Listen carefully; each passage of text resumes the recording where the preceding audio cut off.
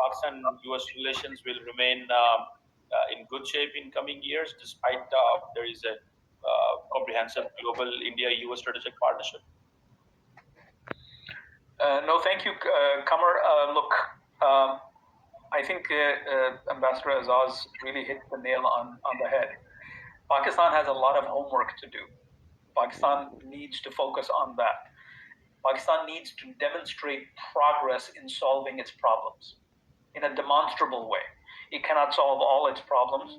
The world is not expecting Pakistan. Neither are the Chinese nor are the Americans. As much as they are concerned about what's happening in Pakistan, they also understand that Pakistan cannot flip on a dime. It will need time. But what does that mean for Pakistani leadership, civil, military, all of them? They need to come to they need to end this political bickering. They need to end this zero-sum view of political power.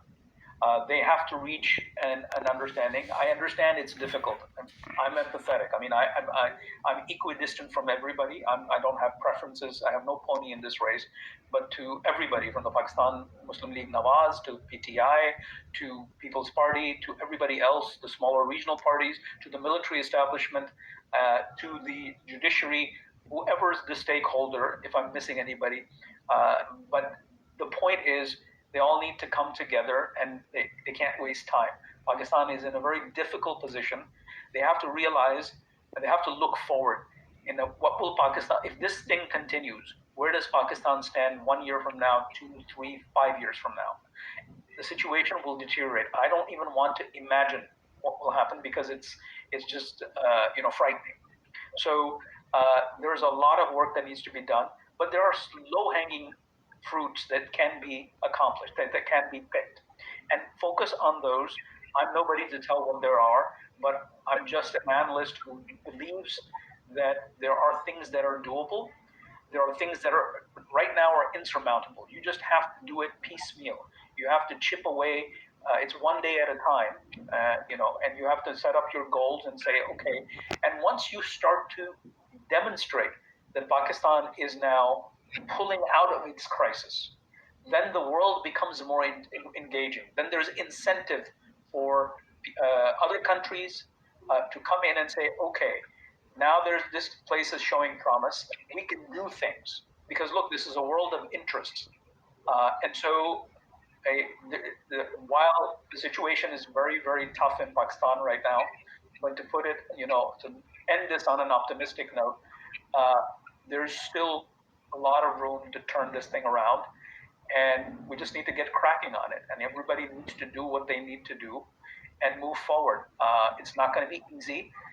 It's not going to happen as quickly, but there's no other choice but to take this piecemeal. Any concluding thoughts, Ambassador Azaz?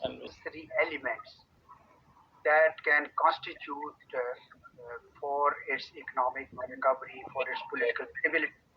It has a population which is hardworking, intelligent, young. It has fertile land. It has mineral-rich mountains. It has a good coastline. I think it has every resource, human and natural, that can make it turn around the situation that it is in. One. Second, I think that Pakistan's economic geography is a treasure that Pakistan hasn't availed of. And geoeconomics is something that we really need to start focusing on, rather than just geostrategy. I'm not saying give up geostrategy, but alongside geostrategic goals, you should have concrete geopolitical goals, geoeconomic goals. And that would require putting neighborhood first, because you cannot avail of economic geography if your relations with your neighbors are not the best of your relationships.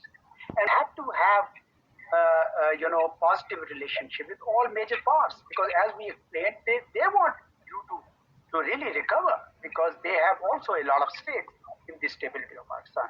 So you can maintain good relations with US, with China, with Russia, with others, provided we do the first three that I have mentioned.